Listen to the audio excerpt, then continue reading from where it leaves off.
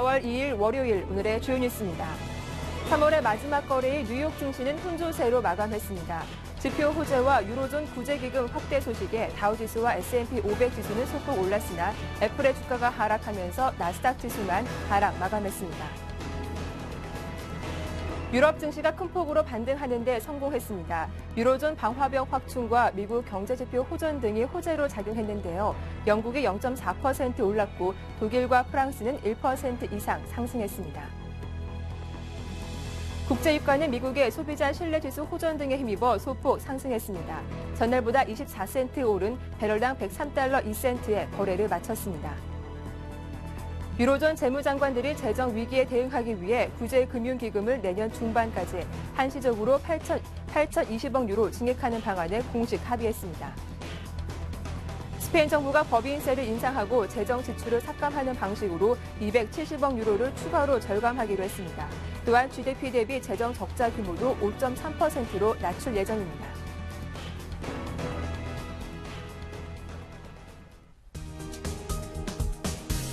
안녕하세요. 굿모닝 대박 예감 박미라입니다. 4월 2일 순서 시작할 텐데요.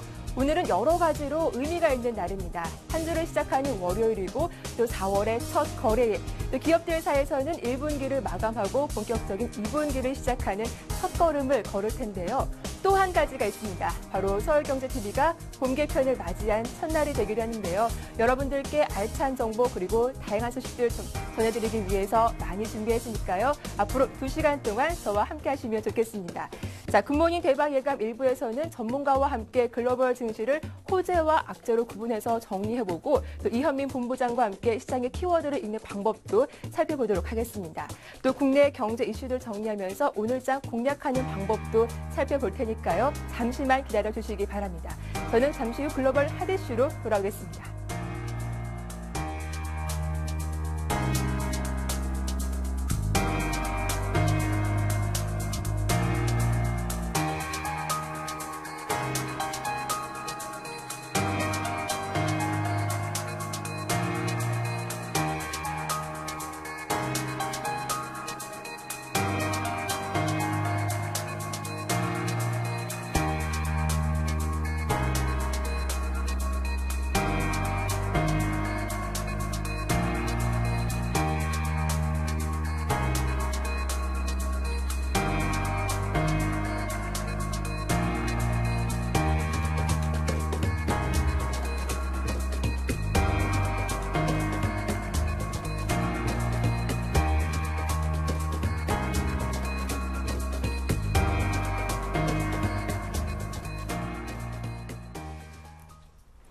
네, 3월의 마지막 거래일이었던 지난 금요일 뉴욕 3대 지수는 혼조세로 마감을 했습니다. 그래도 1분기는 잘 마감한 것 같은데 글로벌 마감 동향과 함께 어떤 재료들이 있었는지 지금부터 자세하게 정리해보겠습니다. 정태근 전문가와 함께하죠. 안녕하세요. 네, 반갑습니다.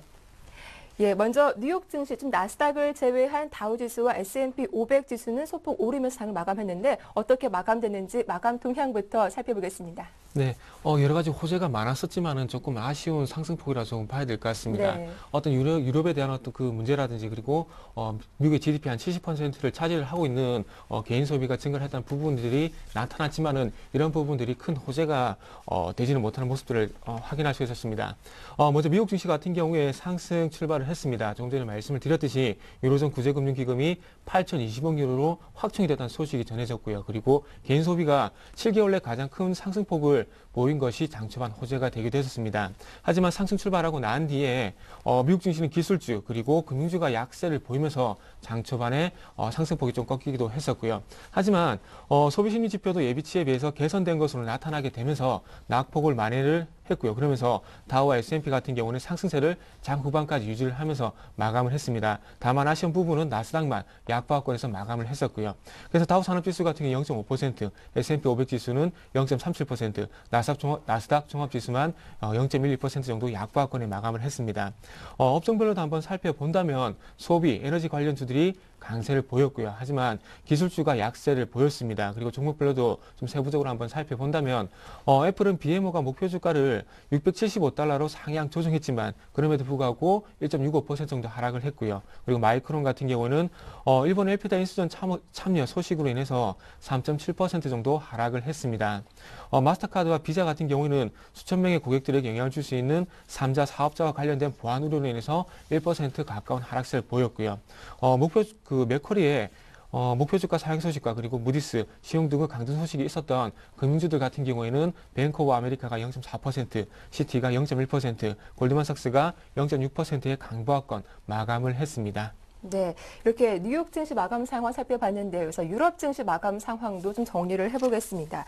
유로존의 구제기금 대출 확대 소식에 사흘 만에 반등세를 보였는데 좀 3대 독일과 프랑스, 영국 좀 큰 폭으로 오른 것 같습니다. 어떻게 마감됐습니까? 네, 유럽의 상승세는 그 미국 쪽보다는 상당히 좀 나았습니다. 아무래도 네. 유럽에 직접적인 영향을 주다 보니까 상승폭이 좀 컸었고요. 자, 유럽 증시도 마찬가지로 상승 출발을 했습니다. 최근에 3일간 조정으로 인한 어떤 기술적 반등 그리고 유로존 재무장관 회의에 대한 기대감이 장 초반에 작용을 하게 되면서 상승 출발하는 원동력으로 작용을 했었고요. 아울러 기금을 2배로 늘리는데 합의가 이루어질 것이라는 기대감이 장 중반까지 호재로 작용을 했었고요. 그러면서 독일과 프랑스 같은 경우에는 1%가 넘는 상승세가 계속해서 유지가 되기도 했었습니다. 하지만 그 장 후반 쪽에서 미국의 기술주 그리고 금융주 약세 영향으로 인해서 상승폭이 꺾이기도 했었고요. 하지만 스페인이 270억 유로를 절감하는 내용의 예산안을 발표한 것이 호재가 되면서 상승 마감을 했습니다. 그래서 독일과 프랑스 같은 경우에는 1.04% 그리고 1.26% 상승폭을 보였고요. 하지만 영국 같은 경우는 그에 비해서 조금 못 미치는 0.46% 정도의 상승 마감을 했습니다. 자, 그러면서 업종별로도 한번 살펴보게 된다면 영국 같은 경우는 대형 광산주가 강세를 보였고요. 독일 같은 경우는 자동차주가 강세를 보였습니다. 은행주 같은 경우에는 도이치뱅크가 1.03% 정도 상승, 그리고 BNP 파리바가 0.31% 정도 하락하는 모습을 보이면서 조금은 상반되면서 엇갈리는 모습들이 연출이 되기도 했었습니다. 네, 이어서 글로벌 증시를 이제 호재와 악재로 나뉘어서 정리를 해볼 텐데요. 좀 호재가 됐던 소식부터 살펴보도록 하겠습니다. 이날 뉴욕 증시는 상승 출발했는데 이 유로존의 구제기금 확대 합의 소식이 좀 기분 좋게 올랐던 것 같습니다. 이 내용부터 좀 자세하게 들어볼게요. 네, 아무래도 이제는 그 악재가 이제 유로존 문제가 좀 마무리가 되는 국면이 아닌가 좀 이렇게 봐도 될 것 같습니다. 네. 어떤 그 말 그대로 방화벽에 대한 어떤 기금을 확충하게 되면서 더 이상 어떤 확산을 막아보겠다는 유로존의 어떤 강력한 의지가 표출이 된 것이 아닌가 좀 생각이 되고 있고요. 덴마크 코펜하겐에서 열린 유로존 재무장관 회의에서 유럽 재정 안정 메커니즘과 유럽 재정 안정기금을 8,020억 유로로 확충하기로 결정을 했습니다. 재정 위기에 대응하기 위해서 기금을 내년 중반까지 한시적으로 운영하는 데 공식적으로 결정을 했고요. 세부 내역을 한번 살펴보면 유럽 재정 안정 메커니즘 같은 경우에 출범 때 규모를 5천억 유로로 유지를 하고요. 그러면서 내년 6월 30일까지 유럽재정안정기금 미집행분 2천억 유로와 그리고 회원국 간 양자 대출 추가 출연금 1,000억 유로, 이미 그리스 등에 지원하기로 한 1,020억 유로를 합한 것이라고 보시면 될 것 같습니다. 그래서 아울러 ESM 대출 여력을 조기 확보를 위해서 각국 납입 시한을 5년에서 3년으로 앞당겼고요. 이에 따라서 7월, 10월, 2013년 2차례 그리고 2014년 한 차례 등 5번에 걸쳐서 자본금 분납이 이루어지게 돼 있습니다. 유로그룹은 성명을 통해서 방화벽 확대로 인해서 금융시장 안정과 그리고 국제적 파트너들에게 신뢰감을 줄 것이라고 밝혔습니다.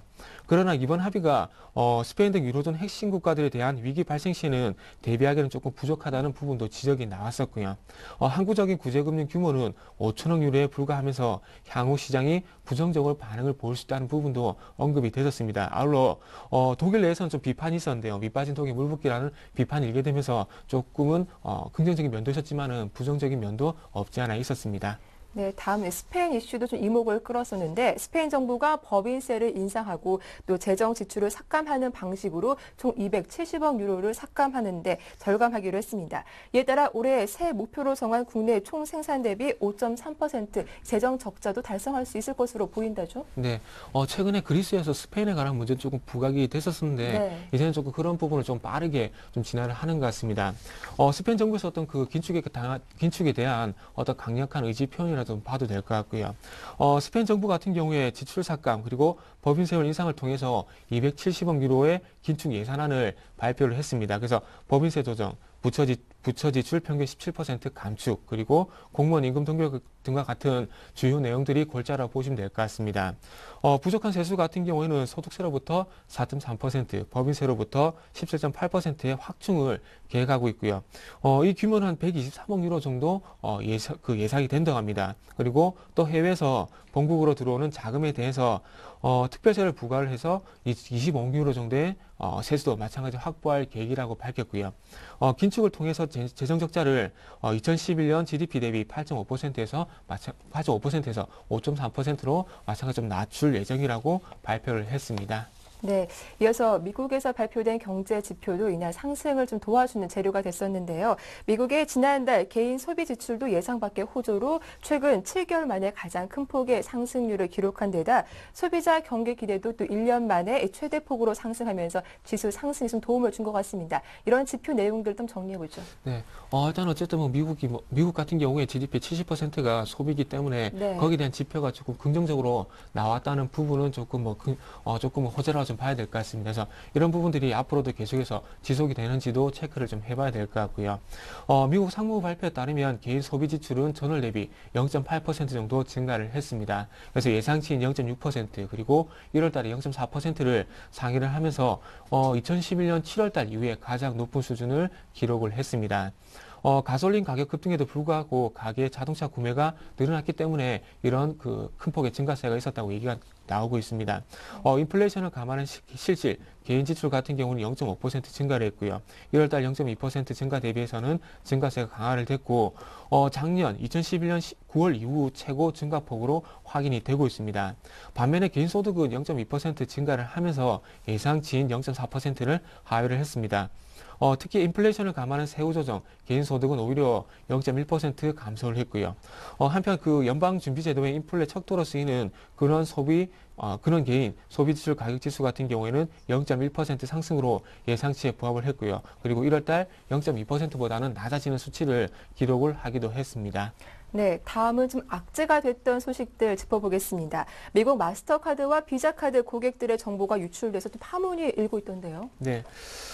이전에 SK컴즈라든지 최근에 넥센인가요? 넥센에서 개인정보 유출이 되면서 네. 어떤 소송까지 이어지는 부분들이 확인이 됐었는데, 일단 미국의 마스터카드 그리고 비자카드의 고객 정보가 유출이 되면서 조금 문제가 되고 있으나 마찬가지 주가에도 악영향이 좀 있었고요. 그래서 인치정부 정보 유출 부분이 한 계좌 정보가 100만 건에서 한 300만 건 정도 된다고 합니다. 그래서 이 정도 지금 이제 추정이 되고 있는데 이 부분이 조그만 사고라기보다는 어떤 범죄 조직에 좀 이용이 될 가능성이 상당히 좀 크다고 합니다. 그래서 이런 개인정보 유출이 범죄 조직과 조금 연결이 되게 되면서 이런 개인 신상 정보로 인한 어떤 악용이 될 가능성이 상당히 크겠죠. 그래서 어떤 이런 부분들을 본다면 상당히 시장이 큰 파문을 일으킬 만한 어떤 악재라기보다는 어떤 기업적인 악재이기 때문에 이런 기업적인 악재 같은 경우 좀 단기적인 이슈로 좀 보시는 게 맞지 어떤 S&P 지수라든지 그리고 다우 지수에 어떤 악영향을 미치기에는 조금은 약하지 않나 좀 이렇게 생각을 하고 있습니다. 일단 좀 기업적인 악재에 그칠 것이다라고 하셨는데 혹시 국내 소비자에게는 좀 피해가 없을까요? 네, 이런 네. 부분들이 정확하게 어떤 해외 고객들에 대한 어떤 정보인지는 아직 확인이 안 되고 있고요. 그래서 네. 아직까지는 미국 자체 내 미국 내 자국민에 대한 어떤 개인정보라고 현재 파악이 되고 있습니다. 그렇다면은 일단 우리나라라든지 그리고 어떤 다른 해외 쪽 같은 경우는 아직 영향이 없다고 좀 봐도 되지 않겠나 좀 생각을 하고 있고요. 그래서 이번에 개인정보 유출로 인해서 이런 부분들이 추가적인 조치가 나온다면은 아무래도 추가적인 정보 유출이 차단이 될 가능성이 크기 때문에 조금은 좀 전에도 말씀드렸지만 단기적인 악재로 보는 것이 맞지 않겠나 그런 관점은 계속해서 좀 유지를 하도록 하겠습니다. 네, 이어서 상품 시장 쪽으로 가보겠습니다. 국제 유가는 소폭 상승으로 마감을 했죠. 일단은 미국에서 나온 경제 지표들이 호조를 보인 덕에 소폭 오른 것으로 풀이가 되는데요. 어떻게 마감되는지 금값과 국제 유가 마감 상황 살펴보죠. 네, 먼저 유가부터 한번 살펴보도록 하겠습니다. 뉴욕 상업거래소 서부 텍사스산 원유 5월물 같은 경우에 전월 대비 24센트, 0.2% 오른 배럴당 103.02달러를 기록을 했습니다. 미국의 소비자 신뢰지수가 개선된 영향이 있었고요. 그러면서 달러가 약세를 보이면서 소폭 상승하는 요인으로 좀 작용을 했었습니다. 그리고 다음으로 금을 한번 좀 살펴보게 된다면 뉴욕 상품 거래소에서 거래되고 있는 금 선물 6월물 같은 경우는 전일 대비 17달러, 1% 오른 온스당 1671.90달러를 기록을 했습니다. 유럽이 재정위기에 대응하기 위해서 금 규모를 8천억 유로로 증액하는 방안에 합의했다는 소식이 전해지면서 긍정적인 영향을 미쳤습니다. 그래서 유가라든지 금 같은 경우에 조금 상공 가격이 조금 상승폭을 보이는데 아무도 그와 반대로 대표적인 통화라고 할 수 있는 달러가 약세를 보인 부분들이 좀 그런 영향을 미친 것 같습니다. 유가 같은 게 조금적으로 추가적으로 본다면 이란의 어떤 지정학적 리스크 그리고 미국이 실질적으로 이제 그 이란에 대한 제재에 들어가기 때문에 그런 부분들이 다시 한번 유가에 대한 변동성을 확대시킬 만한 요인으로 작용할 수 있기 때문에 아직까지 유가가 좀 안정적으로 하락한다는 그런 부분들보다는 조금 추가적인 변동성 확대에 대한 부분도 조금 염두에 두시는 게 좋지 않겠나 이렇게 좀 정리를 해보고 싶습니다. 예, 이어서 이번 주 주요 일정 정리해 볼 텐데요. 4월의 첫 거래일이기도 합니다. 4월의 첫 주 어떤 경제 지표들이 발표되는지 한번 정리를 해보고 또 키포인트까지 한번 짚어봐 주시죠. 네, 일단 월요일부터 한번 좀 차근차근 살펴보도록 하겠습니다. 네. 자, 4월 1일 월요일 같은 경우에는 3월 ISM 제조업지수 그리고 2월 건설지출 증가율이 발표가 예정이 되어 있습니다. 그리고 4월 3일 같은 경우는 2월 공장주문 증가율 그리고 FOMC 의사록 3월 자동차 판매가 예정이 되어 있고요. 4월 4일 같은 경우는 주간 NBA 모기지 신청지수, 3월 ADP 고용지표, 3월 ISM 서비스업 지수, 주간 원유 재고가 예정이 되어 있습니다. 4월 5일 3월 챌린저 고용지표, 주간 신규 실업수당 청구 건수, 4월 6일 같은 경우에는 3월 비농업 부분 고용자 변동, 그리고 3월 실업률, 2월 소비자 신용이 예정이 되어 있습니다. 그래서 이번 주 같은 경우에 좀 특징적으로 봐야 될 부분이 아무래도 고용 지표를 좀 중점적으로 봐야 되지 않나 이렇게 좀 생각을 하고 있습니다. 일단 그 신규 실업수당 청구 건수 같은 경우는 계속해서 하향 안정화를 보이고 있는 부분들이 확인이 되고 있는데 실업수당 청구 건수 같은 경우는 해고가 되고 있는 인원이 줄고 감소하고 있다는 부분이기 때문에 실질적으로 고용이 증가하고 있는 부분들을 조금 확인을 하려면 비농업 부분 고용자 변동이라든지 그리고 실업률을 조금은 참고를 해보시는 게 좋지 않겠나 좀 생각을 하고 있습니다. 비농업 부분 고용자 변동 같은 경우에 20만 건, 최근에 20만 건 전후에서 계속해서 증가세를 보이고 있지만 추가적으로 25만 건 이상의 어떤 증가세를 보여야지 실업률이 큰 폭으로 하락할 수가 있기 때문에 이런 부분들을 연결해서 한번 종합적으로 판단을 해본다면 실업률 같은 경우는 아직까지는 조금은 8% 이상 유지할 가능성이 상당히 좀 클 것 같고요. 그리고 비농업 부문 고용자 수 같은 경우에도 조금 20만 건 전후로 발표가 되지 않겠나 좀 생각을 하고 있습니다. 그리고 미국 같은 경우에 전체 산업 동향의 90%를 차지하고 있는 부분이 서비스업입니다. 하지만 아직까지 어떤 그 제조업 동향이 많이 기대고 있기 때문에 아직까지는 ISM 서비스업 지수보다는 ISM 제조업 지수에 조금 중점을 둘 가능성이 클 것 같습니다. 아직까지 어쨌든 미국 정부에서 달러 약세를 용인하게 되면서 수출 드라이브 즉 제조업 그 산업을 계속해서 성장 동력으로 계속 유지를 하고 있기 때문에 아직까지 제조업 지수 좀 보셔야 될 것 같고요. 그리고 FOMC 의사록에서 3차 부양책에 대한 얘기가 계속해서 나오고 있는데 거기에 대한 어떤 힌트가 나왔는지 여부도 계속 좀 체크를 해보시는 게 좋을 것 같습니다. 그래서 이런 부분들 여러 가지로 볼 때 의사록에서 그런 힌트가 추가적으로 나올지도 한번 봐야 될 것 같습니다. 그리고 지금 이제 최근에 금리 인상에 대한 얘기가 조금씩 나오게 되면서 물가 연동체라든지 그리고 미국의 국채 신용물이 조금 들썩이는 그런 부분들이 상당히 많이 발견이 되고 있는데 자, 금리 인상이 지금 현재 금리 인상에 대한 얘기가 나오게 되면서 그런 부분들을 좀 꺾기 위해서 버냉키가 조금 확고하게 조금 2014년까지 저금리 기조를 유지한다고 말씀했는데 이전에 다른 프로그램에 대해서 말씀을 드렸듯이 어떤 정책적인 효과를 보기 위해서는 어떤 정책에 대한 시장의 예상이 된다면 효과가 상당히 미미할 수밖에 없습니다. 그렇기 때문에 아무래도 버냉키가 3월 3차 추가 양적 완화를 실시를 하더라도 어떤 시장에 대한 힌트는 전혀 나오지 않을 가능성이 상당히 클 것 같습니다. 왜냐하면 좀 전에 말씀드렸듯이 정책 효과를 높이기 위해서는 어떤 화폐 충격과 같은 좀 불시적인 어떤 그런 정책이 나와야 효과가 상당히 크기 때문이죠. 그래서 이런 부분들을 한번 예를 들어 본다면은 최근에 그 중국의 어떤 경제 성장률에 대한 얘기가 상당히 좀 많이 나오고 있는데 이런 부분들을 한번 보게 된다면 중국 같은 경우는 금리 인하라든지 그리고 지준 인하 이런 부분들이 상당히 기습적으로 나오게 되면서 상당히 그런 부분들이 효과를 많이 노리고 있습니다. 그래서 그런 부분들과 조금 연결시켜 봤을 때는 FOMC 이런 부분들에 대한 FOMC 의사록에서 어떤 저금리 기조에 대한 확인을 한다든지 아니면 아직까지 고용에 대한 부분 그리고 주택 관련 지표에 관한 부분들이 언급이 나올 가능성이 상당히 좀 클 것 같습니다. 하지만 초대 말씀드렸듯이 3차 부양책에 대한 얘기가 나올 가능성은 좀 떨어지지 않겠나 좀 이렇게 생각을 하고 있고요. 예, 일단 이번 주는 미국의 실업률과 함께 FOMC 의사록에서 어떤 내용들이 나오는지 좀 잘 살펴보시면 좋겠습니다. 이어서 글로벌 증시 호재와 악재로 나뉘어서 다시 한번 정리해드리겠습니다. 예, 먼저 유로존 재무장관들이 유로존 방화벽 규모를 8천억 유로로 확충하는 데 합의했습니다. 스페인이 270억 유로를 추가로 긴축하기로 했고 또 미국의 개인 소비가 2011년 7월 이후 최고치를 기록했다라는 점이 글로벌 증시 호재로 작용했습니다. 반대로 악재입니다. 미국의 마스터 그리고 비자 카드의 고객 정보가 유출됐다라는 소식이 글로벌 증시에 악재로 작용했네요. 네, 말씀 잘 들었습니다. 지금까지 정태근 전문가와 함께했습니다. 수고 많으셨습니다. 감사합니다.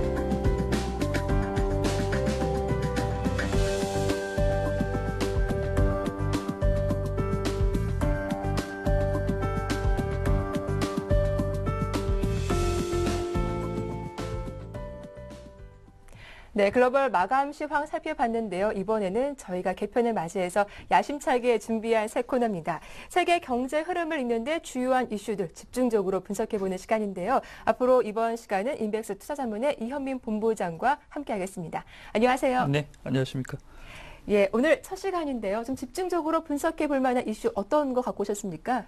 예, 오늘은 스페인에 대한 얘기를 조금 더 드릴까 합니다. 네. 예, 앞서 이제 정태근 전문가가 잠깐 짚어봤는데요. 네. 이런 내용뿐만 아니라 전반적인 스페인의 경기라든지 이런 부분도 함께 짚어드리겠습니다.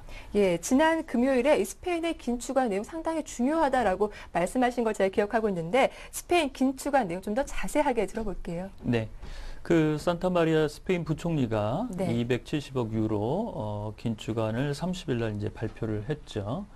골자는 대기업들의 법인세를 높이고 그다음에 공무원 쪽의 임금을 동결하고 그다음에 정부 지출 예산을 약 17% 가까이 삭감하겠다는 것이 골자라고 볼 수가 있겠습니다.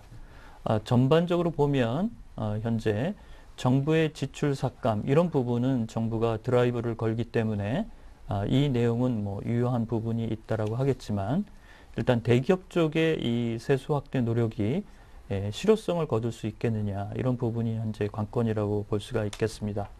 다만 국민들의 정서 측면에서 보면 부가가치세 인상은 좀 보류했다는 측면, 그다음에 연금을 건들지 않았다 이런 점은 약간의 현재 국민들의 불만을 좀 누그러뜨릴 수 있는 그런 부분이 담겨 있다라고 볼 수가 있겠습니다. 네.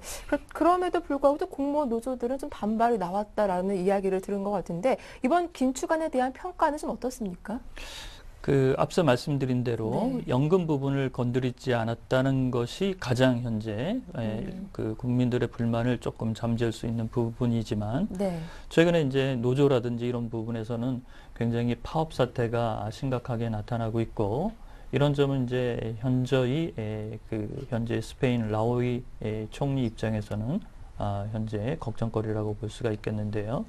다만 이제 대기업들이 이 세수 확보에 이른바 270억 유로의 40%를 넘는 수준인 123억 정도를 현재 정부가 요구하는 수준만큼 법인세 증가 노력, 세수 확대 노력을 정부가 가져갈 수 있느냐, 대기업의 반발이 예상이 됩니다. 이런 점은 현재 남아있는 숙제라고 보겠습니다. 그래서 뭐 앵커께서 질문하신 대로 답변을 드리자면 긴축안의 평가는 비교적 큰 폭의 긴축안을 내놓긴 했지만 앞으로 이 부분을 잘 드라이브할 수 있을까 이런 부분에서는 약 45% 정도의 의구심이 남은 내용이라고 볼 수가 있겠습니다. 네, 이 제2의 그리스다라고 해서 스페인의 우려가 좀 위기 상황이 부각이 됐는데 이렇게 좀 다급하게 스페인 이슈가 부상한 이유는 무엇 때문인가요? 가장 큰 원인은 네. 스페인이 가지고 있는 부동산 경기의 버블 때문입니다. 예. 부동산 경기가 얼마나 많이 올랐냐 하면 네. 2000년부터 2008년까지 스페인의 부동산 가격은 250%가 올랐습니다. 그리고 2008년 이후부터 가격이 좀 떨어지기 시작했는데요. 그렇지만 이 떨어지는 폭이 작년부터 올해까지 특히 스페인의 마드리드를 중심으로 17.5%까지 가까이 현재 크게 떨어지면서 부동산 경기에 현재 하강세가 멈추지 않고 있다는 점이 고민의 관건이라고 보겠습니다. 우리나라 이제 대도시 집값을 봐도 1년에 1% 남짓 떨어지는 그런 흐름인데요. 작년에 특히 주택 가격이 가장 현재 공고하다고 하는 마드리드의 집값이 16% 가까이 떨어지는 점, 이런 점이 은행과 저축은행의 부실로 현재 이어지고 있다는 점, 이런 점이 현재 스페인이 안고 있는 상당한 문제점이라고 볼 수가 있겠습니다. 네, 은행의 부동산 자산 중 3,380억 유로 중에 절반 이상이 부실 자산이다라는 내용을 제가 화면을 통해서 살펴봤는데, 그렇다면 은행들 이 자본 확충은 좀 가능할 수 있을까요? 은행들 대책은 어떻습니까? 그러니까 스페인 중앙은행이 은행의 제자본화 이런 부분에 대해서 현재 드라이브를 크게 걸고 있습니다. 은행들도 이 부분에 대해서 작년 말이 아니라 이달 말이죠. 이달 말에 어떻게 자구책을 마련할 것인가 이런 부분을 제출을 했는데, 실상 이 내용을 뚜껑을 열어보면 조금 미흡하다는 게 스페인 중앙은행의 현재 정책 방향이고요. 또한 스페인은 우리나라하고 조금 비교를 한다고 한다면 시중은행보다 저축은행의 점포수가 적음에도 불구하고 대출 잔액이 컸고 인원수도 저축은행의 직원들이 많은 기형적인 구조를 가지고 있습니다. 2009년 1분기까지 이런 흐름이 나타났었는데요. 최근에 저축은행들이 약 46개에서 15개 정도로 구조조정을 했지만 아직도 갈 길이 멀다라는 부분이고요. 특히 주택가격의 하락세가 멈추지 않으면 현재 시중은행들이 가지고 있는 이른바 50%의 부실채권 뿐만 아니라 저축은행의 부실채권도 여전히 현재 스페인이 안고 있는 숙제라고 볼 수가 있겠습니다. 예, 그런데 이 국민당, 이 라호이 총리가 포함되어 있는 국민당이 지역선거에서 패배했다라는 소식도 어떻게 보면 좀 정권에 좀 부담스러운 재료가 되지 않을까 싶거든요.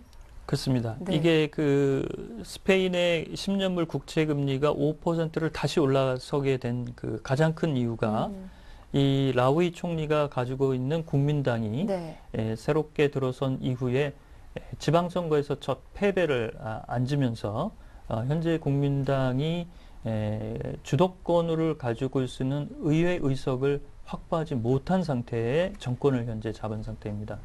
그렇지만 이 선거 패배로 인해서 현재 좌파연합과 사회당이 제1당 수준의 의회 의석을 가지고 있다는 점은 라우이 총리가 가져가는 개혁에 사사건건 좀 발목을 잡을 수 있다는 점, 이런 점이 우려가 불거지면서 국채금리가 그동안 안정적인 흐름에서 다시 속등하는 그런 흐름으로 나타나고 있는데요.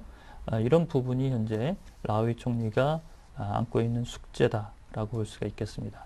예, 그렇다면 스페인 위기, 그렇다면 해법은 어떤 것인지 궁금합니다. 현재 무디스와 시티그룹은 여전히 스페인에 대해서 여전히 코셔스한 그런 흐름을 가지고 있는데요. 이런 쪽에서는 시티나 무디스는 결국에는 스페인도 이른바 트로이카, ECB, 그다음에 EU, IMF의 구제금융 쪽으로 가지 않겠느냐라는 수순으로 현재 보고 있습니다. 이런 점이 불거지면 불거질수록 이태리에 대한 점유 효과도 나타날 수 있다는 점이 현재 1분기 이후에 그리스 구제금융 이후에 잠잠했던 유로존 위기가 다시 증폭되는 그런 이유라고 보겠는데요.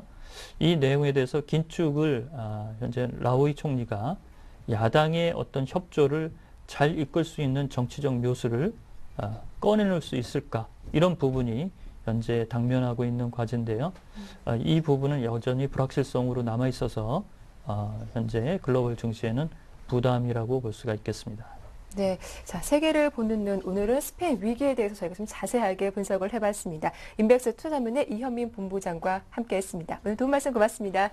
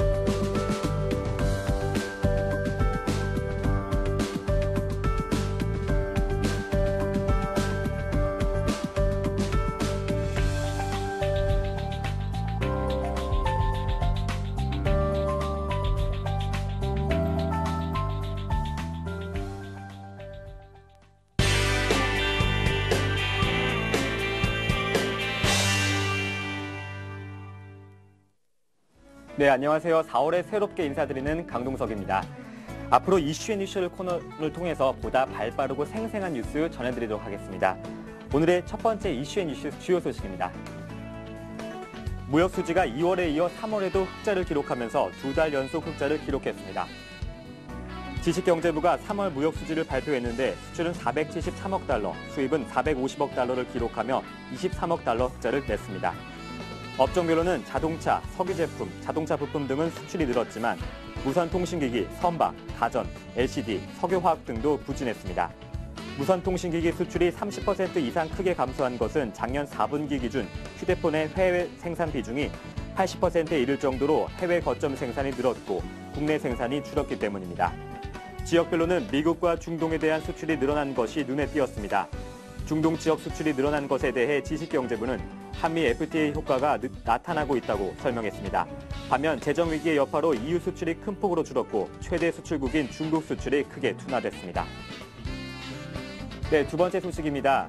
지난달 미국에 대한 수출이 전년보다 28%나 급증해 자유무역협정 효과가 벌써 가시화되는 것 아니냐는 다소 성급한 낙관론이 흘러나오고 있습니다. 정부가 주장하는 제2의 중동붐을 반영하듯 중동 수출도 늘었습니다. 반면 재정 적자로 씨름하는 유럽연합 수출은 크게 줄었고 경기 둔화가 우려되는 중국 수출도 많이 무뎌져 경고등이 켜지고 있습니다. 지식경제부는 지난 3월 수출은 전년 동월보다 1.4% 감소한 473억 달러, 수입은 1.2% 줄어든 450억 달러를 기록해 23억 달러 흑자를 기록했다고 이를 밝혔습니다. 우리나라는 1월에 20억 달러 적자를 내면서 2년 만에 무역 수지 적자를 냈지만 2월은 22억 달러 흑자를 내며 적자 탈출에 성공했습니다. 3월 흑자 배경에는 제2의 중동붐이 불리고 있는 중동과 지난달 15일 FTA가 발효된 미국에서 전년 동월 대비 수출이 증가한 덕이 컸습니다. 특히 미국은 한미 FTA와 미국 경기 회복에 대한 기대감이 맞물려 수출이 크게 증가했습니다. 3월 대미 무역은 수출 59억 4천만 달러, 수입 39억 9천만 달러로 19억 5천만 달러 흑자를 기록했습니다. 네, 다음 소식입니다. 12월 결산법인 중 22개사에서 상장 폐지 사유가 발생한 것으로 나타났습니다. 그중 7곳은 상장 폐지가 확정됐고 신규로 관리 종목 지정된 곳도 34개사에 이르렀습니다. 한국거래소는 12월 결산법인 1,683개사 중 1,674개사에서 2011년 사업연도 사업보고서를 분석한 결과 유가증권시장 2개사와 코스닥 시장 20개사에서 상장 폐지 사유가 발생했다고 밝혔습니다. 유가증권시장에서는 KRJ2호가 2년 연속 50% 이상 자본 잠식으로 상장 폐지가 확정됐습니다. 코스닥 시장에서는 아이스테이션, 위성포리테크, 미리넷, 대국, LMPC, 평산 등 6개사가 자본 전액 잠식과 감사 의견 거절 등으로 상장 폐지 결정이 내려졌습니다. 또한 코스닥 시장에서는 아인스 M&M, 인스프리트, 도강TS, 동양텔레콤 등 총 14개사에서 자본 전액 잠식, 감사 의견 거절 등으로 상장 폐지 사유가 발생했습니다. 유가증권 시장에서는 다미텍, 인큐브테크, 벽산건설, 한국유리공업 등 4개사가 관리 종목에 새로 포함됐습니다. 지정 사유는 매출액 50억 원 미만, 자본금 50% 이상 잠식 등입니다. 거래소는 코스닥 시장에서 신규 관리 종목 지정법인이 소폭 증가한 것은 작년 사업연도부터 4년 연속 영업손실 발생이라는 항목을 적용키로 했기 때문이라고 밝혔습니다. 네, 다음 소식입니다. 공정거래위원회가 롯데호텔, 신라호텔, 워커힐 등 시내 면세점 4곳을 대상으로 1월 말부터 실태 조사를 벌인 결과 국내 중소납품업체의 과도한 판매 수수료를 부과해온 사실을 적발했습니다.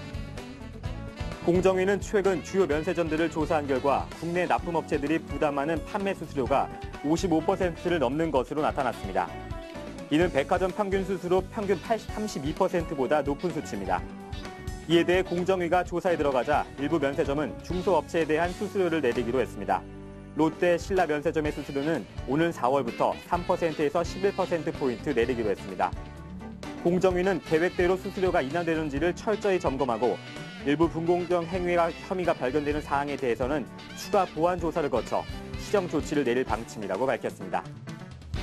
네, 다음 소식입니다. 전반적인 거래 부진이 이어지면서 1, 4분기의 서울 아파트 매매가와 전세가가 동반 하락했습니다. 이사철을 끼고 있는 1, 4분기 아파트값이 떨어진 것은 외환위기 이후 처음입니다. 부동산 업체에 따르면 1, 4분기 아파트 매매가는 0.92%, 전세가는 0.11% 하락했습니다. 이는 지난해 2, 4분기부터 4분기 연속 내림세를 보인 것입니다. 서울 재건축 아파트 가격도 1, 4분기에 2.17%가 떨어졌습니다. 서울시의 재건축 소형 비율 확대 권고와 용적률 상향 조정 보류는 수익성 저하에 대한 불안감이 높아져 투자 수요가 줄었습니다. 아파트 매매 가격은 서울 0.04%를 비롯해 신도시, 수도권 순으로 소폭 하락했습니다. 서울은 15주 연속 하락세를 보였습니다. 전세 시장도 제자리 걸음을 이어갔습니다. 서울은 0.02% 내렸고 신도시는 평촌 분단 3분 순으로 하락했습니다. 부동산 중개업자는 총선이 다가왔지만 주요 정당이 내놓은 공약이 전월세 시장 안전과 임대주택에 한정돼 부동산 시장이 회복되지 않을 것이라고 말했습니다. 네, 저는 내일 더 생생한 소식으로 찾아뵙겠습니다. 지금까지 강동석이었습니다.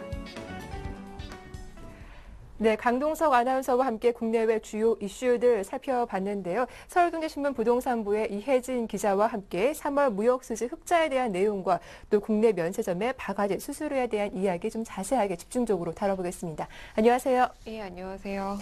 예, 무역수지가 2월에 이어 3월 달에도 흑자를 기록하면서 2달 연속 흑자 행진을 이어가고 있습니다. 좀 자세한 내용 들여다볼 텐데 흑자 폭은 얼마나 됐습니까? 예, 지식경제부가 3월 무역 수지 결과를 발표했는데요. 수출은 473억 달러, 수입은 450달러를 기록하며 23억 흑자를 기록했습니다.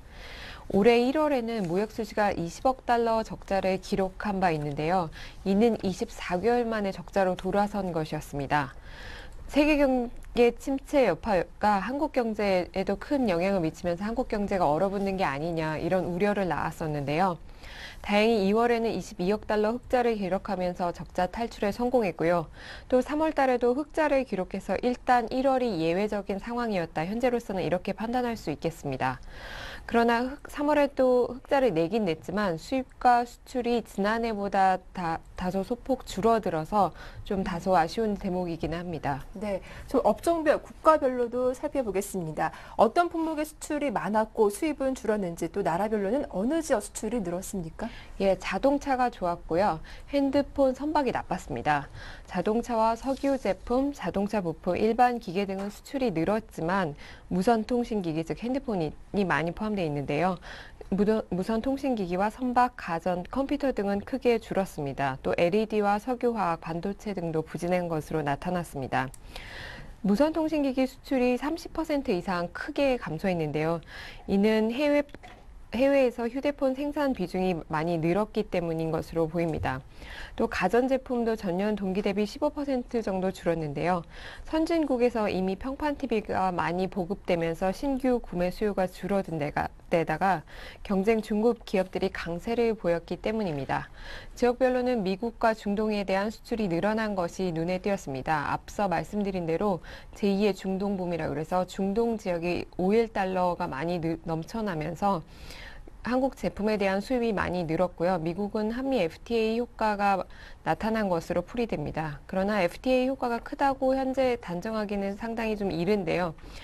3월 중순에 FTA가 발효됐는데 그 이전에 수출할 물량들이 대기하고 있다가 발효되자 일시적으로 밀어내기 한 게 아니냐 이런 전문가들의 분석이 나오고 있습니다. 그래서 FTA 효과가 꾸준히 이어질지는 앞으로 쭉 더 지켜봐야 할 것으로 보입니다. 네. 백화점 업체들이 명품 업체한테는 판매 수수료를 적게 받고 대신 중소기업 제품에는 바가지 수수료를 받아서 공정위가 지난해 수수료를 부과한 바 있는데 이번에는 면세점이 또 도마 위에 올라왔다고요? 예, 그렇습니다. 공정거래위원회가 롯데 호텔과 호텔신라, 동아면세점, 워커힐 등 시내면세점 4곳을 대상으로 그동안 조사를 벌여왔는데요. 국내 중소 납품업체에 대한 과도한 수수료를 받아 챙긴 것으로 드러났습니다. 공정위에 따르면 국내 납품업체들이 이들 면세점에 낸 판매 수수료는 약 50%대에 달했습니다. 백화점 평균 수수료가 32% 정도였는데요. 이보다도 훨씬 높은 수치입니다. 조사 결과 매출액 상위 2곳인 롯데와 신라 면세점의 수수료는 계약서 기준으로 대부분 14에서 63% 수준이었고요. 여기에 15% 정도의 알선 수수료가 포함되어 있습니다. 알선 수수료란 여행사 등에 제공하는 경비죠. 또 최고 판매 수수료를 부담한 품목으로는 김치와 김 같은 게 많이 꼽혔는데요. 이들 수수료는 66%에 달했습니다. 즉 판매가가 100원이면 66%는 면세점에 수수료를 냈다 이렇게 볼 수 있겠습니다. 최저 수수료는 수입 핸드백으로 14%밖에 되지 않았던 것으로 나타났습니다. 네, 이렇게 공정위가 조사에 들어가자 면세점은 중소업체에 대한 수수료를 이제 내리기 시작했다고 하죠. 예, 1, 2위 업체죠. 롯데와 네. 신라 면세점은 81개 중소기업에 대한 수수료를 4월부터 3에서 11% 내리기로 했습니다. 또 동아와 워커힐, 한국관광공사 등의 면세점도 비슷한 수수료를 앞으로 내릴 예정이라고 밝혔습니다. 네, 말씀 잘 들었습니다. 이슈앤이슈 지금까지 서울경제신문 부동산부의 이혜진 기자와 함께했습니다. 오늘 말씀 고맙습니다.